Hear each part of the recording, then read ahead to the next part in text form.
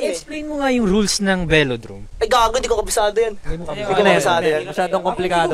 Pero meron akong nasa isip kung paano siya. Pero nalimutan ko. Okay. Kasi ang hirap eh, hindi ko rin talaga. Para siya follow the leader o ano? Ano sila eh. Nagta-track stand sila. Oo. Kailangan susundin mo siya. Yun nga eh, hindi ko gets Hindi mo eh. siya Ba't pwede sila unahan? nagta-track stand? Parang Oo. may lead. Pero ang alam ko isang rules lang dyan, paano yung sa rad race? May rule doon, may rule na sa track stand. Walang time limit yung track stand. Mag-uunahan. Pala sila naghihiyawan. Meron niyang isang rule, mag-uunahan kayo kung sino yung mahuli yung tanggal. Tapos isa pang ikot ulit. Kunwari, 10 kayo.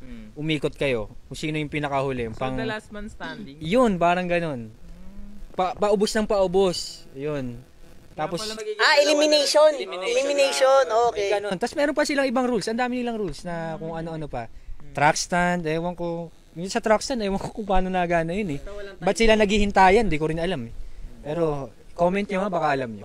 Di ba? Comment nyo na lang guys. So, sorry hindi kasi kami pretentious people na content creator na konting sabi lang kunwari, alam mo na sabi-sabi. So, ayun, katulad na yun. Di talaga namin alam. Di talaga namin alam. Baka may mali nga kami, i-correct nyo kami. Di talaga marunong. Baka alam ni Kuya Kim. Kuya Kim! Baka naman!